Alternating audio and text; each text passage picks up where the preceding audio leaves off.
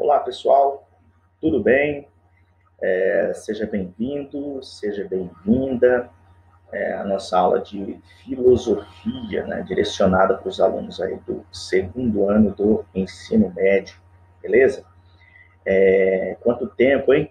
Pegue aí agora o seu material, então, e vamos retomar os nossos estudos de filosofia, beleza?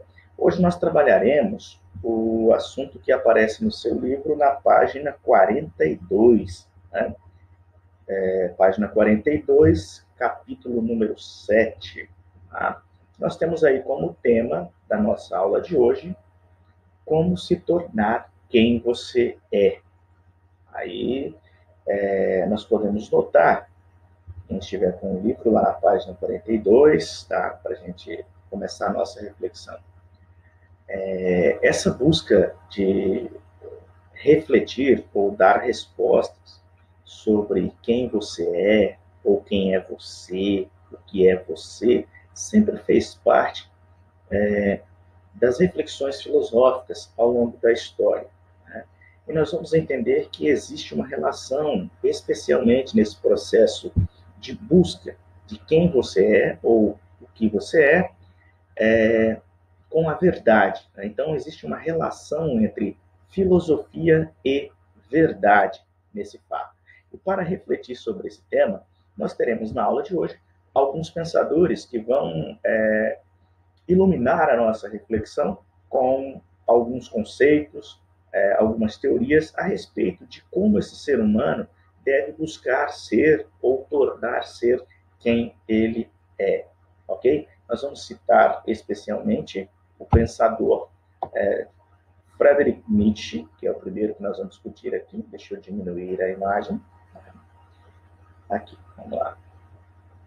Nietzsche, né, que nós já estudamos também em anos anteriores, vai trazer a seguinte reflexão a respeito desse ser humano, como tornar quem você é.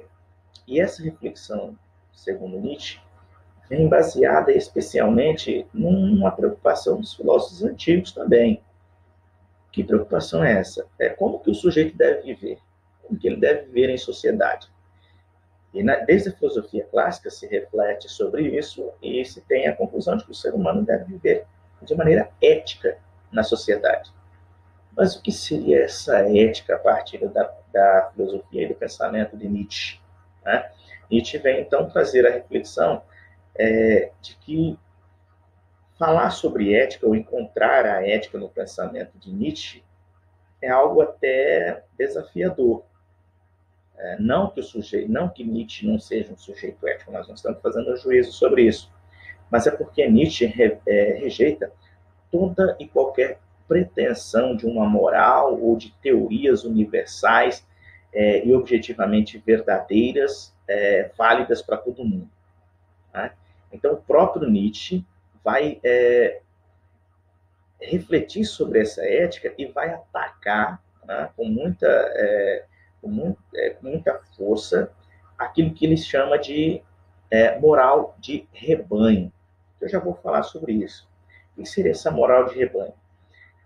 A moral de rebanho, segundo Nietzsche, ela é baseada especialmente na moral que tem como princípio a religiosidade, o princípio especialmente cristão. Então, Nietzsche é um crítico das religiões, especialmente do cristianismo. Porque, segundo ele, as religiões como um todo, elas acabam por tentar padronizar, né? As religiões criam conceitos que acabam tentando padronizar todo mundo, e esses conceitos são universalmente válidos dentro daquele pensamento religioso. Aquela moral que é pregada por aquele princípio religioso é universalmente válido por todos aqueles que partilham daquela ideia religiosa. E Nietzsche ataca isso, porque ele chama isso de moral de rebanho, onde joga todo mundo no mesmo lugar e todo mundo tem que ser igual. E aí ele vai fazer a seguinte reflexão: quem assume esse tipo de comportamento não é por causa de uma necessidade em si, mas é por causa de uma fraqueza de espírito. E ele vai fazer essa reflexão por quê? Porque, segundo ele, seria até desafiador ou hipócrita dizer que deve se tratar todo mundo de forma igual, né? Ou seja, tratar todo mundo igual. Por quê? Porque nós somos seres, segundo Nietzsche, que temos necessidades diferentes, somos diferentes uns dos outros. Então, essa moral do rebanho, ela acaba tentando alcançar uma universalidade de validade que, segundo Nietzsche, não tem fundamento algum. Ok? Então, quando se fala dessa moral de rebanho, segundo Nietzsche, ela está associada à fraqueza de espírito. Por quê? Nietzsche é profundamente crítico diante disso, porque, segundo ele, qualquer pretensão de ideal, de ética, ou seja, um ideal universalmente válido, né, ou seja, válido para todos, seria um contrassenso em relação ao que o sujeito deveria ser. E para compreender essas questões dentro do pensamento de Nietzsche, é necessário entender que, segundo ele, existem duas forças vitais presentes no ser humano. Duas forças que fazem e que impulsionam esse ser humano. Até porque Nietzsche parte do princípio de que o ser humano é um ser de vontade, é um ser que quer, que deseja. Okay? Que forças são essas? Temos aí as forças reativas, que também podem ser chamadas de repressivas, né? E as forças ativas, que seriam consideradas como forças libertadoras. O que representariam cada uma delas? Forças reativas, aquelas ligadas à filosofia, à lógica, às ciências, que buscam uma verdade objetiva, imutável, um saber universalmente válido, uma lógica e um raciocínio científico universalmente válido. Esse tipo de saber estaria relacionado às forças reativas. Já as forças ativas seriam aquelas ligadas à arte, à sensibilidade, que criam valores sem a necessidade de uma demonstração lógica, científica e filosófica universalmente válida. Então, segundo Nietzsche, o ser humano tem dentro de si essas duas forças reativas. E como deve viver o ser humano? Segundo ele, diante dessas duas forças, o ser humano deve tentar conciliá-las, ou seja, conciliar as forças ativas com as forças reativas, o modo racional de viver com o modo passional de viver, a parte apolínea e a parte dionisíaca. Aqui aparecem dois termos que seria interessante também a gente estar abordando, que quando Nietzsche fala do lado apolíneo e do lado dionisíaco, ele quer dizer assim, o ser humano, e esse raciocínio de Nietzsche é baseado especialmente ao longo da história da filosofia. Apolo é considerado aquele deus da razão, Dionísio é considerado como o deus da embriaguez, da diversão,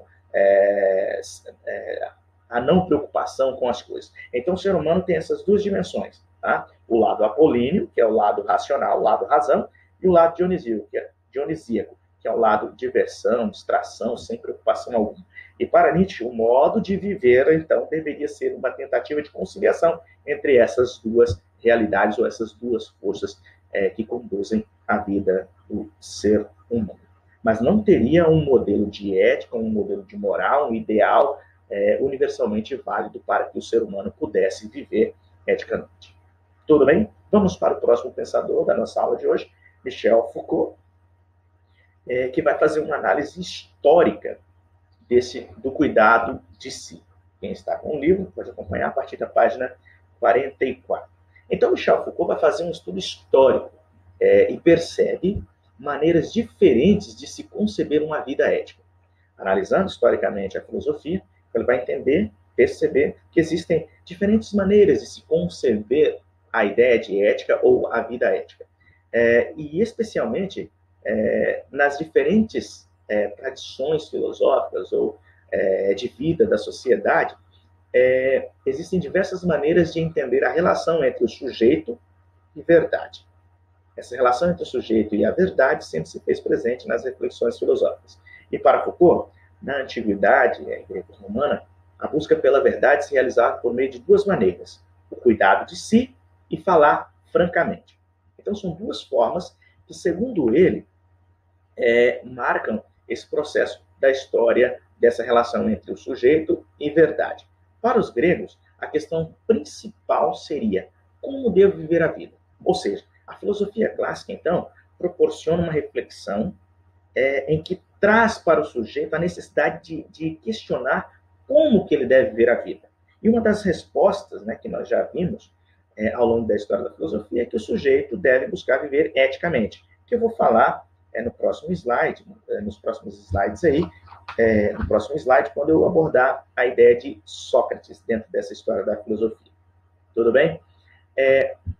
Quando Foucault traz a reflexão de que, historicamente, existem dois modos aí, né? Especialmente na antiguidade greco-romana, o cuidado de si e o falar francamente, ele quer dizer assim, o cuidado de si seria, então, uma escolha radical da nossa existência. Implica a autoconversão e se inscreve em um conjunto de regras, ou seja, esse cuidado de si não depende apenas de uma preocupação individualista, mas uma preocupação do ser no modo como ele vive no meio social.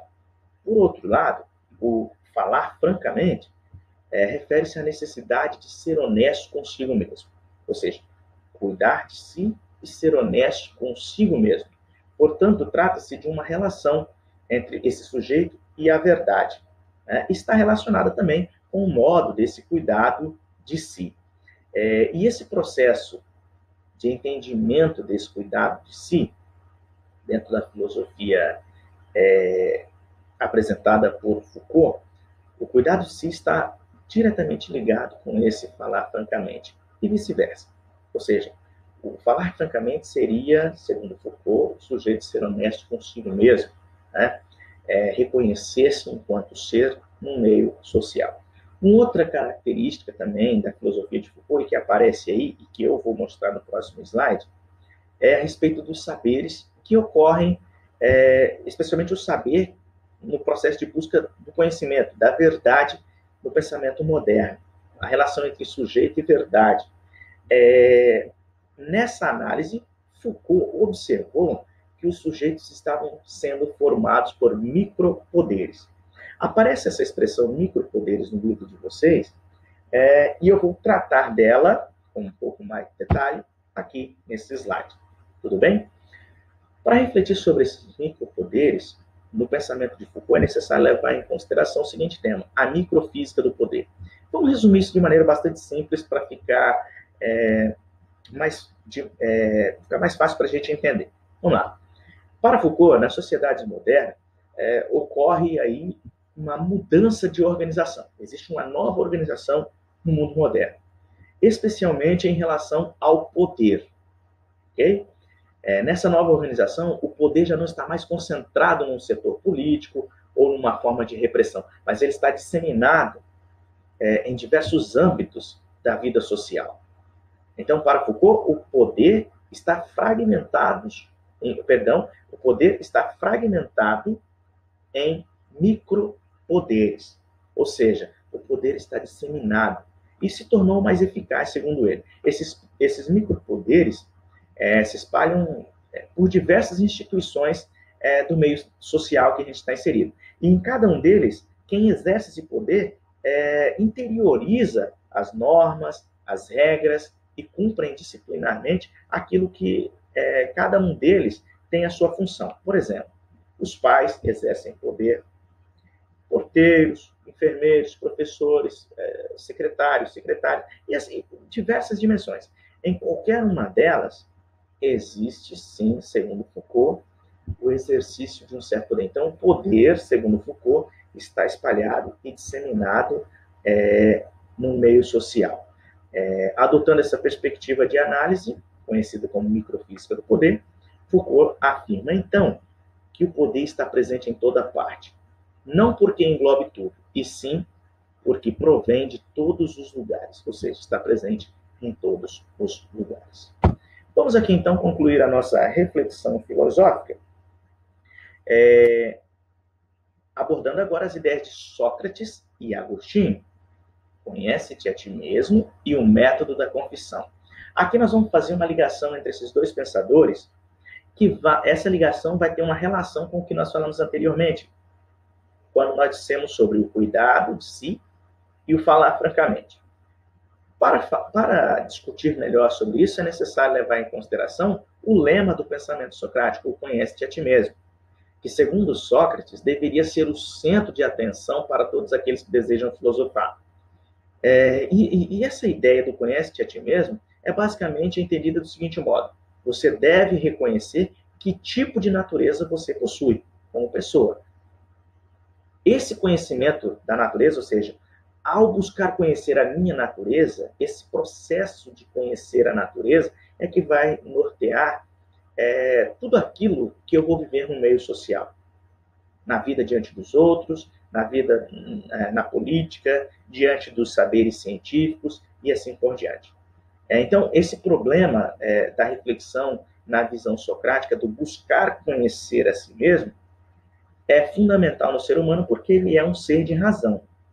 É aquele ser que é capaz de, diante de perguntas racionais, dar também respostas racionais. Então, esse processo do autoconhecimento vai nortear o modo de vida do indivíduo no meio social.